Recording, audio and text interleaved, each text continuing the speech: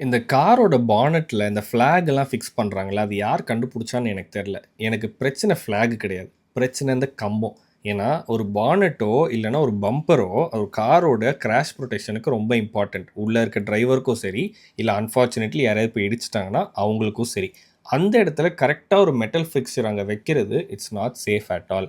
And இத பத்தி நான் ChatGPT கேட்டப்போ, இது வந்து இல்லீகல் தான். ஹைகோர்ட் நெறைய இடத்துல வந்து ரூல் பண்ணியிருக்காங்க. இது வந்து பண்ணக்கூடாது அப்படின்னு சொல்லிட்டு. பட் ஸ்டில் என் கண்ல இன்னும் நெறைய கார்ஸ்ல நான் அப்படி பார்க்குறேன். Which is very very risky and dangerous. இது வந்து பெரிய இஷ்யூவா இல்லாத மாரி தெரியலாம். பட் அது வந்து இன்டைரக்ட்டா நெறைய பேர அஃபெக்ட் பண்ணுது அப்படின்னு எனக்கு தோணுது. அண்ட் அது வந்து ரொம்ப ஈஸியா தவிர்க்கக்கூட ஒரு விஷயம். அது ஈஸியா ரிமூவ் பண்ணிறலாம். அண்ட் அந்த கம்பத்த ஒரு சிம்பல் ஆஃப் பவரா பார்க்குறதும், அதனால ரெக்லெஸ் டிரைவிங் நடக்கிறதுமே நான் நெறைய என் கண்ணால பார்த்துருக்கேன். So we are in 2026. I think அத மாத்தலாம். அத வந்து ரிமூவ் பண்ணலாம். அதுக்கான ஒரு ரூல ஸ்ட்ரிக்ட்டா எடுத்துட்டு வரலாம் அப்படின்னு எனக்கு தோணுச்சு. இதுல இன்னமும் எனக்கு தெரிய வேண்டியது நெறையா இருக்கு. அந்த மாரி ஏதாவது டீட்டெயில்ஸ் இருந்தா உங்களுக்கு தெரிஞ்சா கமெண்ட் செக்ஷன்ல சொல்லுங்க. நானும் அத கத்துக்கிறேன். ஒரு லேமேனா இந்த வீடியோ போடுறேன். ஒரு மாற்றம் நடந்தா, அந்த இடத்துல ஒரு மாற்றம் நடந்தா நான் ரொம்ப சந்தோஷமா இருப்பேன்.